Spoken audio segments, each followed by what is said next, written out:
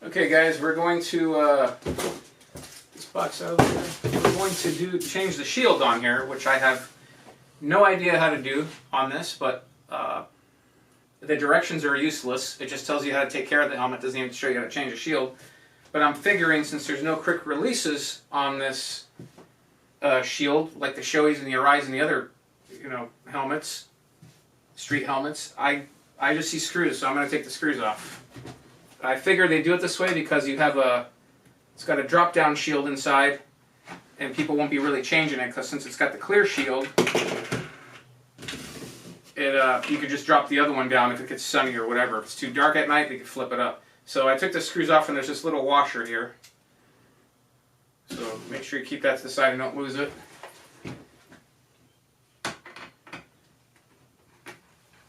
These screws come off very easy, so try to hold everything in place. It feels like the shield's already coming off, so.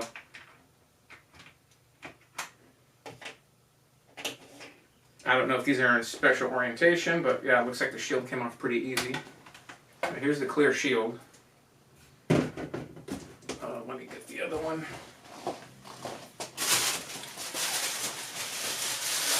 Well, this is the blue. I went with the blue shield because I just like the way the blue shield look, and also the yellow shield. I don't like shields that are yellow, like yellow sunglasses and stuff, because I don't like that bright, super bright look in the day. I get headaches really easy, so for you people that are light sensitive, you might not want the gold one. I don't know how it is though, so I've never had it, so I can't really review that. So just put that back on there. This is somewhat of a challenge getting this on here. It looks like you have to put the screwdriver on.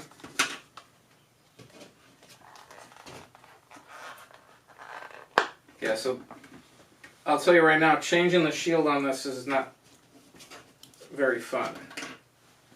You have to have the screwdriver in hand almost, because the shield wants to flex.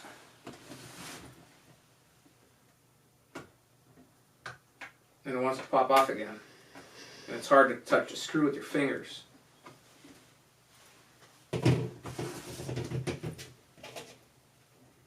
That goes like so. And there's no, I'm putting the shield on facing in the closed position. And then don't over tighten these, because everything's plastic. The screws are metal though. The washers are plastic, so just put those on there snug, and I think that's it. Yeah, so that's pretty simple.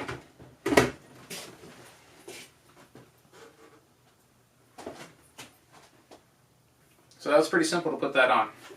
Only took me about a minute or so. It looks like, I also see these little tabs on here. I'm not sure what they're for. I'll have to look into that.